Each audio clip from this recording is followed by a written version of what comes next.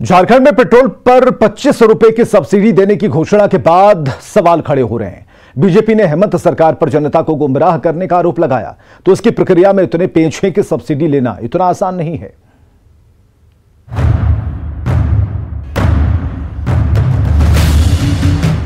झारखंड में पेट्रोल पर 25 रुपए प्रति लीटर सब्सिडी देने की घोषणा के बाद सियासत गर्म है। बीजेपी ने सरकार के इस फैसले पर सवाल उठाए हैं। बीजेपी ने आरोप लगाया है कि पेट्रोल में सब्सिडी का पासा फेंककर आम लोगों को गुमराह किया जा रहा है। आम जनता को सब्सिडी का लाभ लेने के लिए इतनी प्रक्रिया से गुजरना होगा कि उसे मिलने वाला कुछ नहीं है। एक नया एजेंडा सेट कर दिया, एक नया शिगुफा छोड़ दिया कि वो 25 रुपए की रियायत देंगे बीपीएल कार्डधारियों को। और ये पूरी प्रक्रिया इतनी जटिल और टेक्निकल है और इस सरकार का डिलीवरी सिस्टम इतना खस्ता हाल है कि इस पूरे प्रक्रिया पे हमें संशय है।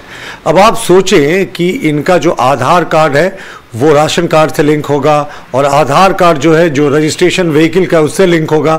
हर एक महीने के अंत में इन्हें अपना बिल जो है वो राशन डीलर के यहाँ जमा करना होगा। वो राशन डीलर वेबसाइट पर अपलोड करेगा, तब जाकर इनको 250 रुपए की सब्सिडी मिलेगी। वहीं कांग्रेस ने बीजेपी पर पलटवार किया है। कांग्रेस का कहना है कि हेमंत सरकार ने जनता को बड़ा तोहफा दिया है, जिसकी चर्चा देश भर में हो रही है। झूठ और फरेब की राजनीति करने वालों को ये पच नहीं रहा है। वाला भी जुमलेबाज है, लेकिन महागठबंधन की सरकार ने जो कल यह घोषणा किया है 25 रुपए प्रति लीटर के दामों में हम कटौती करेंगे, यह बिल्कुल एक महत्वाकांक्षी योजना है। और हमें लगता है कि झारखंड पूरे देश में नंबर 1 स्थिति में इस घोषणा के बाद आ गया है। मध्यम वर्गीय परिवार के लोगों को एक जबरदस्त राहत मिलेगा, जो भाजपा के द्वारा लाई गई महंगाई से त्रस्त थे। वहीं झारखंड के वित्त मंत्री ने दावा किया है कि 26 जनवरी 2022 से योजना लागू हो जाएगी और सरकार हर पहलू पर अपनी एक्सरसाइज पूरी कर लेगी। उन्होंने भी बताया कि योजना का लाभ लेने के लिए राशन कार्ड के आधार से लिंक होने, आधार कार्ड के बैंक अकाउंट से जुड़े होने और गाड़ी का रजिस्ट्रेशन आधार कार्ड के लिंक होने की शर्त रखी गई है। 10 लीटर तक हम लोग देंगे 25 रुपया का रिबेट देंगे, कंसेशन देंगे सब्सिडी के मार्फत से। अब आज के दिन में क्या है, आधार कार्ड से जुड़ा हुआ है राशन कार्ड और गाड़ी का रजिस्ट्रेशन भी आधार कार्ड से जुड़ा हुआ है। तो जाएंगे खरीदेंगे, वो ये पेट्रोल पंप उसका दे देगा, बना करके अथॉरिटी को, डीसी को देगा, डीएसओ को देगा। उसको हम उसके राशन कार्ड होल्डर के बैंक अकाउंट में ट्रांसफर कर दें, उतना पैसा है। आइए हम आपको बताते हैं कि पेट्रोल पर सब्सिडी लेने में क्या क्या पेच है। दोपहिया वाहन रखने वालों में भी उनको सब्सिडी मिलेगी जिनके पास राशन कार्ड है। केवल 10 लीटर पेट्रोल तक ही सब्सिडी मिलेगी, यानी एक महीने में 250 रुपए से ज्यादा की सब्सिडी नहीं मिलेगी। पेट्रोल पर 25 रुपए सब्सिडी लेने के लिए राशन कार्ड का आधार से लिंक होना जरूरी है। आधार का लाभुक के बैंक के खाते से लिंक जरूरी है। रजिस्ट्रेशन में आधार का उल्लेख करना जरूरी है। जाहिर है सरकार ने पेट्रोल पर 25 रुपए सब्सिडी देने की घोषणा तो कर दी है, लेकिन इस सब्सिडी को हासिल करना इतना भी आसान नहीं है। न्यूज़ 18 के लिए रांची से अविनाश कुमार की रिपोर्ट।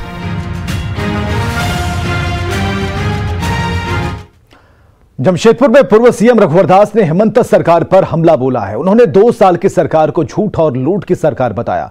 रघुवर दास ने आरोप लगाया कि जो वादे किए गए थे आज तक पूरे नहीं हुए। सीएम हेमंत सोरेन को राजनीतिक से संन्यास ले लेना चाहिए। रघुवर दास ने कहा कि हेमंत सोरेन ने 1 साल के भीतर 5 लाख लोगों को नौकरी देने का वादा किया था, लेकिन 2 साल हो गए, 5 लोगों को भी नौकरी नहीं मिले। उन्होंने कहा कि हेमंत राज्य में जनता बेहाल है। लेकिन इस 2 वर्ष में जन कल्याण के बजाय, लोक कल्याण के बजाय स्व कल्याण ये सरकार ने, लेकिन इन जनादेश का 2 वर्षों में ये सरकार ने अपमान करने का काम किया। तो आपने 5 लाख सरकारी नौकरी नहीं दी, भत्ता नहीं दी, तो आप राजनीति से संन्यास ले लें, क्योंकि राजनीति में अगर आप जनता से कुछ वादे किए हैं, वो भी शहीद निर्मल महतो के, हेमंत सोरेन की सरकार अब भाषाई विवाद में फंस चुकी है। बोकारो और धनबाद के झारखंडी युवा हेमंत सोरेन के खिलाफ बिगुल फूंक चुके हैं। क्षेत्रीय भाषा के रूप में भोजपुरी और मगही को शामिल करने के खिलाफ युवाओं ने झारखंड यूथ एसोसिएशन के बैनर तले बोकारो में पक्ष और विपक्ष के तमाम विधायकों का पुतला फूंक दिया। इस दौरान राज्य सरकार के खिलाफ नारेबाजी हुई। युवाओं ने विधायकों पर इस मुद्दे पर मौन धारण करने का भी आरोप लगाया। पुतला दहन कार्यक्रम में युवाओं ने हेमंत सरकार पर झारखंडी युवाओं का हक मारने का भी आरोप लगाया है। इंटरव्यू के दौरान हेमंत सोरेन ने कहा था कि भोजपुरी भाषा बोलने वाले बहुत डोमिनेटिंग नेचर के होते हैं। वो यहाँ के लोगों को आंदोलन के दौरान क्रश कर रहे थे, भोजपुरी बोल बोलकर गालियां दे रहे थे। अब पता नहीं क्या हो गया ऐसा अचानक कि साहब का मनमति भ्रष्ट हो गया या मनमति सुधर गया कि वो उनका बयान एकदम उसके इतर हो गया और भोजपुरी और मगही को क्षेत्रीय भाषा का दर्जा दे दिया गया। हम तो नहीं बता पाएंगे किस बिहारी प्रेम में, किस बाहरी प्रेम में मुख्यमंत्री हेमंत सोरेन है, वो तो वही बता पाएंगे। इधर पलामू के मेदिनीनगर में हेमंत सरकार और पलामू के उपायुक्त के खिलाफ आदिम जनजातियों ने जबरदस्त प्रदर्शन किया। सैकड़ों की संख्या में जनजाति, आदिम जनजाति और भूया समाज के लोगों ने पलामू समाहरणालय का घेराव किया। लोगों ने उपायुक्त और समाज कल्याण पदाधिकारी के खिलाफ जमकर नारेबाजी की। लोगों का आरोप है कि हेमंत सरकार में आदिवासियों का शोषण हो रहा है। ग्रामीणों ने वन पट्टा अधिकार की मांग की और वन अधिकार अधिनियम की कड़ाई से लागू करने की भी उन्होंने मांग रखी। समाज कल्याण विभाग में फैले भ्रष्टाचार का मुद्दा भी उठाया। आदिवासी महिलाओं के खिलाफ हो रहे अपराधों को रोकने की भी मांग हुई।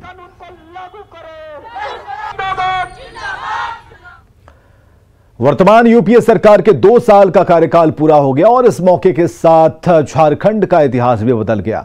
सरकार के 2 साल पूरे होने पर विपक्ष अपने कमरों में बंद नजर आया, जिसे लेकर सत्ता पक्ष का कहना है कि विपक्ष मुद्दा विहीन है और यही वजह है कि विपक्ष वर्चुअल तरीके से सरकार के विरोध में जुटा रहा। बीजेपी ने दावा किया है कि पार्टी लगातार सरकार के विरोध में आंदोलन करती रही है और 29 दिसंबर को जो विरोध किया गया, जो सरकार की नीतियों के खिलाफ, आगे भी जारी रहेगा। जीवन और जीविका दोनों को साथ में लेकर के जनता को अपने पक्ष में लाने का काम किया है। अभी तो शुरुआत है, इब्तिदाई इश्क है, रोता है क्या, आगे आगे देखिए होता है क्या। 3 वर्षों के बाद ये घर में बैठने लायक भी नहीं रहेंगे। कंबल तान करके, रजाई तान करके सोने के लिए जनता इनको मजबूर कर दी। कार्यक्रम की श्रृंखला थी ना, 27 को हम धरना दिए, 26 को प्रेस कॉन्फ्रेंस किए, पूरे सरकार का जो है 2 साल का काला चिट्ठा लेके आए और 29 को सारा जो है ये माध्यम से जो है ये किए। आगे ऐसे ही सरकार के विरुद्ध आंदोलन जारी रहेगा। अभी जो उनका बिल आया है मॉब लिंचिंग का और कई तरह का, उस पर आगे प्रोटेस्ट होगा। सरकार अगर इसी तरह सरकार का रवैया रहा तो आगे प्रोटेस्ट जारी रहेगा। झारखंड में ईसाई मिशनरियों की ओर से आदिवासी समाज के लोगों के धर्मांतरण का अब सरना समाज खुलकर विरोध कर रहा है। अपनी सभ्यता, संस्कृति और सनातन व्यवस्था को बचाने के लिए सरना प्रचारकों को उतारने का फैसला लिया गया, जिन पर धर्मांतरण को रोकने की अब एक और बड़ी जिम्मेदारी होगी। झारखंड में रहने वाले आदिवासी समाज के लोग एक लंबे समय से वैचारिक धर्मांतरण के हमले का सामना कर रहे हैं। प्रखंड और ग्रामीण स्तर पर ईसाई मिशनरियां धर्मांतरण का गंदा खेल खेल रही हैं, जिसकी वजह से आदिवासी समाज के धर्मांतरण की संख्या में बड़ी तेजी आई है।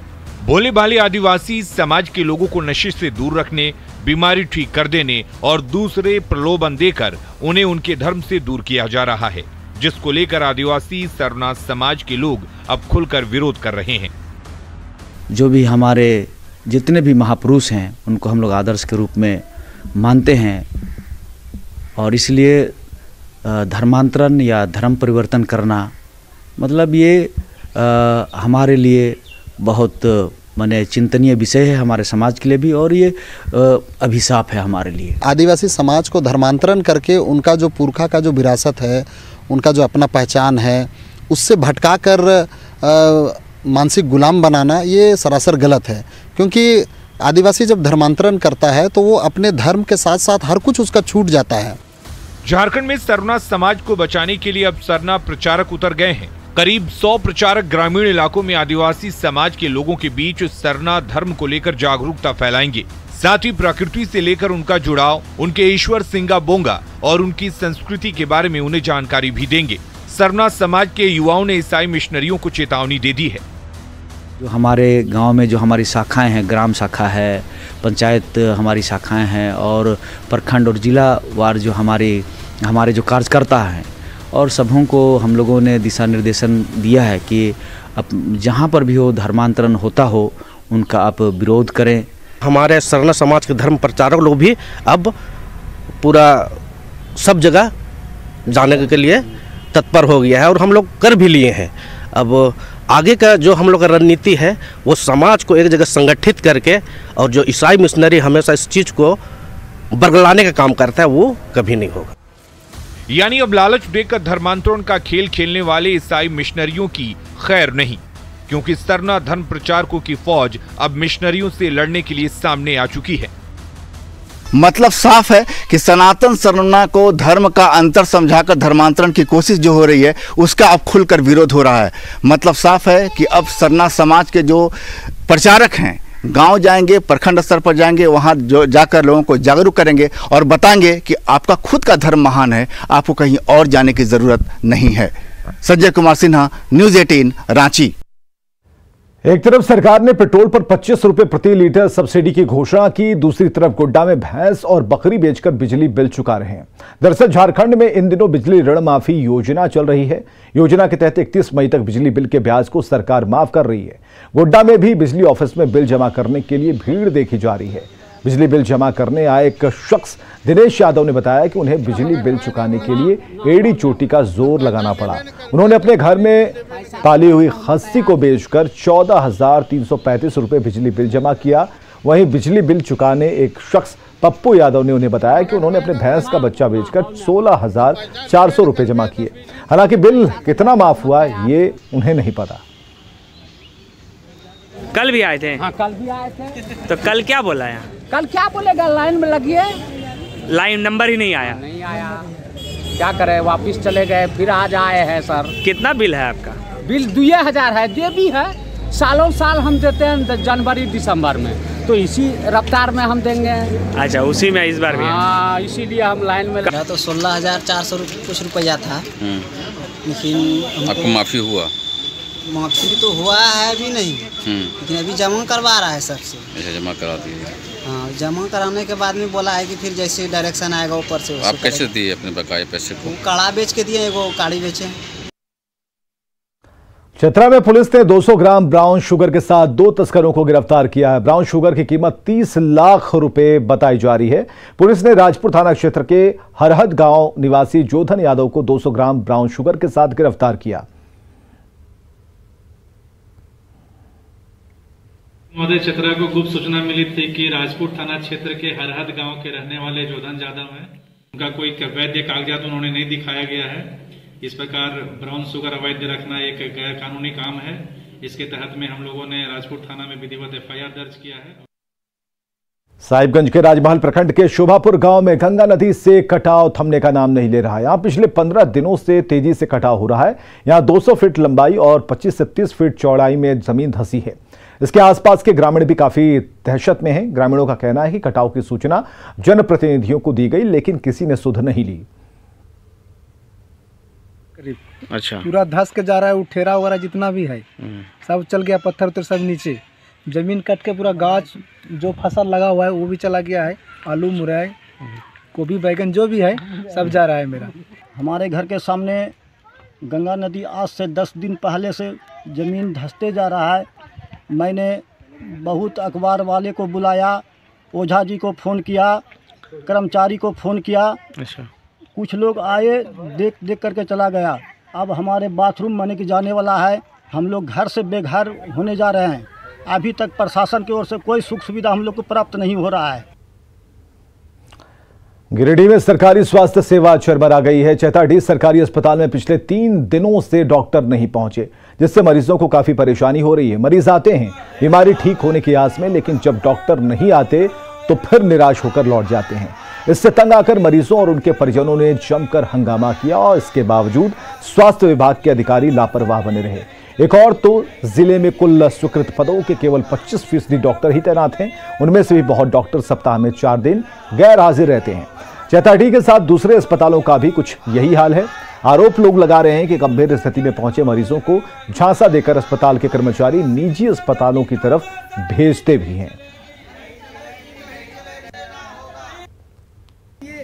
सरकारी अस्पताल चैताडी स्थित सरकारी अस्पताल है। यहाँ पे सैकड़ों मरीज हैं जो पिछले 3-4 दिनों से अस्पताल का चक्कर काट रहे हैं, रजिस्ट्रेशन कराए हैं, उसके बावजूद भी डॉक्टर साहिबा नहीं आ रही है। आपको ओपीडी भी देख सकते हैं, ओपीडी खाली पड़ा हुआ है। बस ही यहाँ पे इतनी संख्या में मरीज इंतजार कर रहे हैं, बहुत सारे लोग डिलीवरी पेशेंट भी हैं, लेकिन डॉक्टरों को इन लोगों पे रहम नहीं आता है और इस ठंडे के कड़ाके में सुबह से यहाँ पे दस्तक दिए हुए इंतजार कर रहे हैं। हमारे लड़की को दिखाना है डिलीवरी पे। अच्छा, तो आप कब से यहाँ पे आ रहे हैं? कल 9 बजे आए। हाँ, 27 को 12 बजे तक बैठे। हाँ। तब बोला कि डॉक्टर आ रहे हैं बैठे। 12 बजे के बाद बोला कि आज यही कल आइए। हाँ। यही चिट्ठा में दिखाएंगे। कल डॉक्टर बैठेगा, आज नहीं आएगा, कल चले गएगा, फिर आज 9 बजे से बैठे डिलीवरी दिखाने आए हैं। अच्छा, तो यहाँ पे आप लोग हो हल्ला विरोध प्रदर्शन क्यों कर रहे हैं? इसलिए कि हम लोग को इंसाफ चाहिए।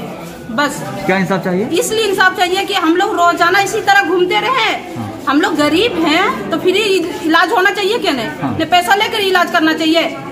जब हम लोग पैसा देकर हम यहाँ इलाज कराएंगे तो हम प्राइवेट में इलाज करवाएंगे। यहाँ का दिन भर इधर पढ़ना देंगे, भूखे प्यासे हम लोग बैठे हुए हैं यहाँ से। तो ये स्थिति बनी हुई है सरकारी अस्पताल की, जहाँ पे सैकड़ों की संख्या में मरीज लगभग 100 किलोमीटर के रेडियस से यहाँ पे इलाज कराने के लिए आते हैं और पिछले 3 दिनों से यहाँ पे इलाज व्यवस्था ठप है, क्योंकि डॉक्टर यहाँ पे दस्तक नहीं दे रहे अस्पताल में, जिसकी वजह से लोगों को समस्या हो रही है। गिरिडीह से न्यूज़ 18 के लिए मैं एजाज अहमद। इधर दुमका के शिकारीपाड़ा क्षेत्र के पोखरिया और मखड़ा पहाड़ी गांव से 3 साल पहले यानी 2018 में 2 आदिवासी लड़कियों को काम के बदले दिल्ली ले जाया गया। अब ये दोनों लड़की गायब बताई जा रही हैं। दोनों लड़कियों के परिजन संपर्क करने की कोशिश कर रहे हैं, लेकिन दोनों लड़कियों से संपर्क नहीं हो रहा। अब दोनों परिवार वालों ने शिकारीपाड़ा थाना में नामजद प्राथमिकी दर्ज कराई है।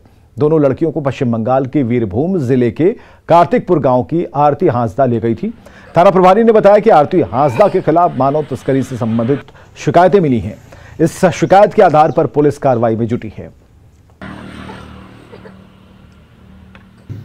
करीब 3 साल पहले काम करने के लिए एक बंगाल की महिला है, उसके द्वारा दिल्ली ले जाया गया था, जो घर वापस नहीं आई है। लोग जो बहुत दिन लोग कांटेक्ट करना चाहा तो उसे संपर्क नहीं हो पाया और ये लोग सोचते थे इस काम करके आ जाएगी, लेकिन अभी तक घर वापस नहीं आई है। लोगों के द्वारा लिखित आवेदन दिया गया है। इधर गुमला वन विभाग ने आज सुबह में एक ट्रैक्टर जलावन लकड़ी जब्त की है और महज 5 मिनट के भीतर ही उसे छोड़ दिया। इसे लेकर सवाल खड़े हो रहे हैं।